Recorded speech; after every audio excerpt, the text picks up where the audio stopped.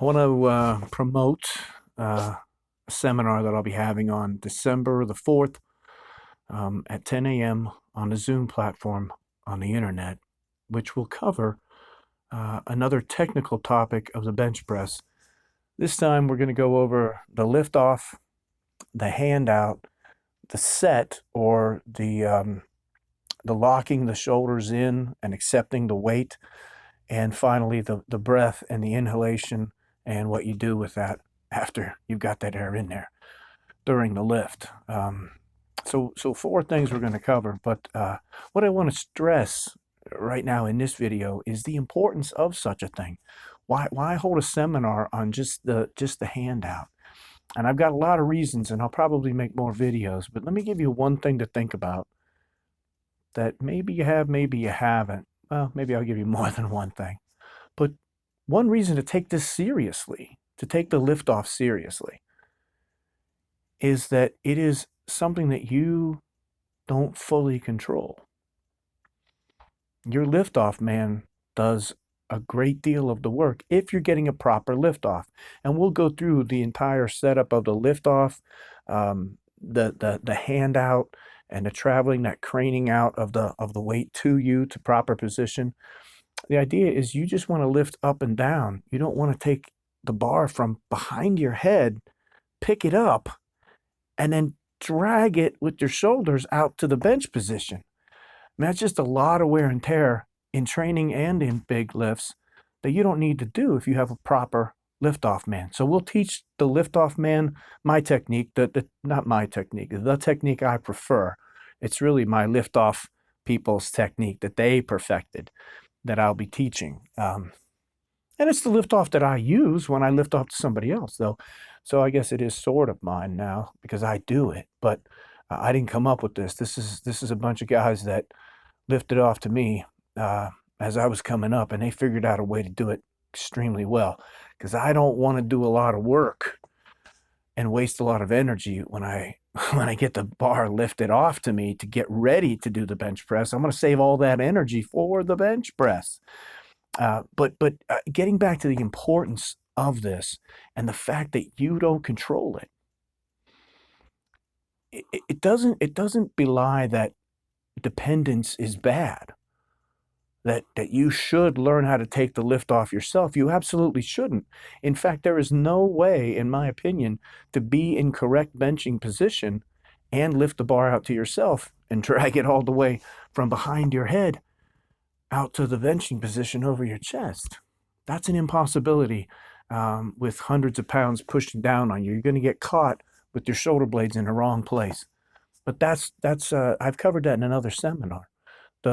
The important thing here is that you need to find and teach and work with and practice a good liftoff communication and timing between you and whoever's lifting off to you.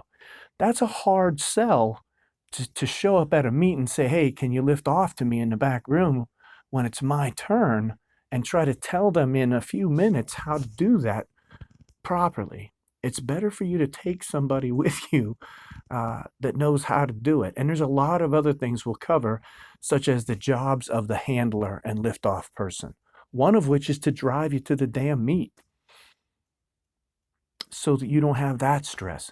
The idea here is that you can get people, good people around you, to help you achieve a great bench press or great anything, I guess. This isn't limited in any way to bench press.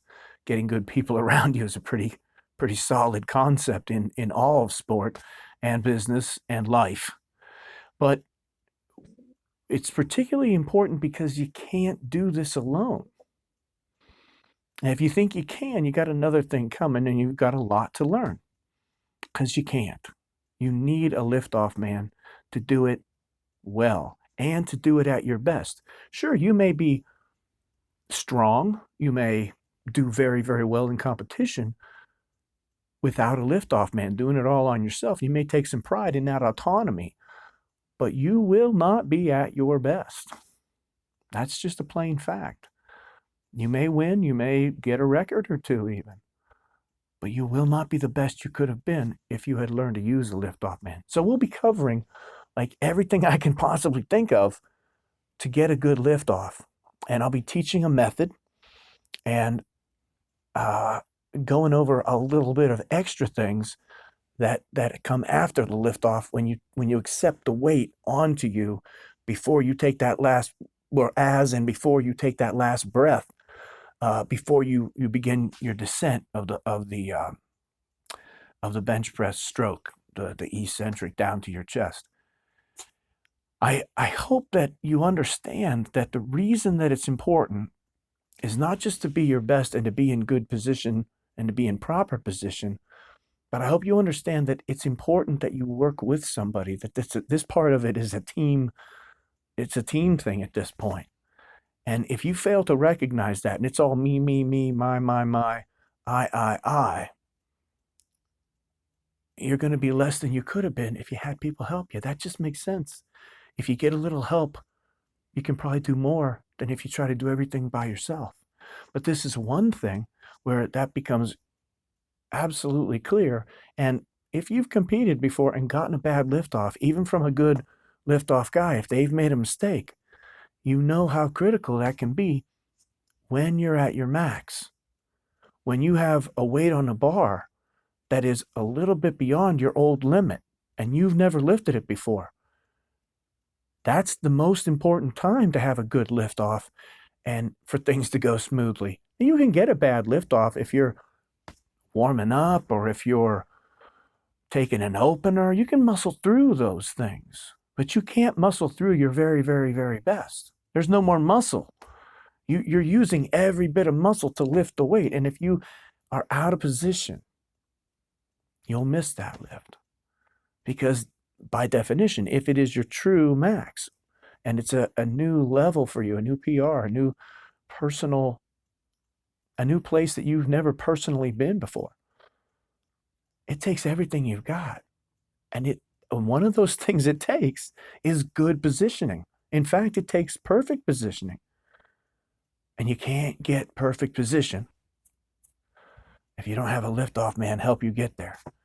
And we're going to go over that in depth. I'm trying to spark some interest and some thought prior to the event, which is December the 4th at 10 a.m. on the internet on Zoom. I'm trying to make people understand how serious this is. It's not a sexy part of working out and training. And it definitely makes you depend on and involve another person. And that makes it quite different from what we think of typically as an individual sport. But you can ask anybody at the top. I mean, anybody. I would be surprised to hear anybody at the top tell you, doesn't matter who lifts off. I can handle it all by myself. I'd like to meet that guy. And there might be some out there, but I'm going to say to that guy, even if he's at the top of his competitive bracket, yeah, but could you have done better if you had a better liftoff and you didn't have to do all that work and risk all that injury? There's a lot of good reasons not to pick up a bar behind your head that's super, super heavy and drag it out with your shoulders over your chest. There's a lot of good reasons. Wear and tear is one. Bad positioning is another, and et cetera, et cetera. I'll go into all that. What I want to do just here is just spark your interest in thinking about your own situation, what you know about the liftoff, what you know about the handoff, what you know about setting the shoulders and accepting the weight as it's lifted to you, and should you or should you not put some time into practicing that with a couple people and take them to your meets? I'm gonna say that you should, and I'm going to make a good case for it. I just want you to start thinking about that, and have you done that in the past? And if you haven't, there's room for improvement outside of getting stronger. And I always look for opportunities to get stronger or to get a better lift. Excuse me, I misspoke. To get a better lift in, a higher number, without actually getting stronger. This is one of those opportunities.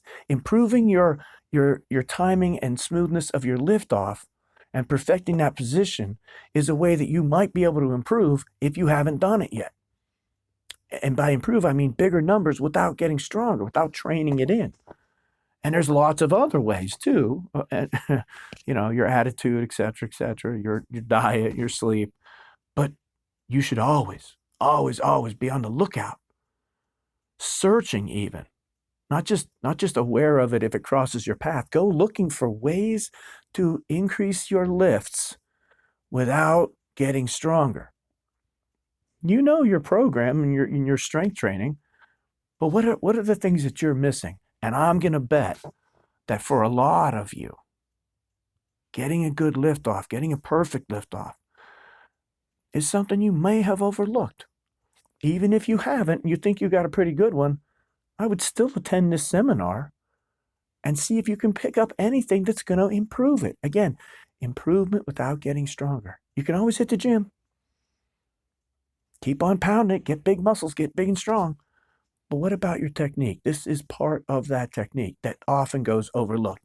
So I just want to spark your interest to attend my seminar and improve your numbers without necessarily training it in strength. You're still going to have to train the lift. You're going to have to practice the lift off.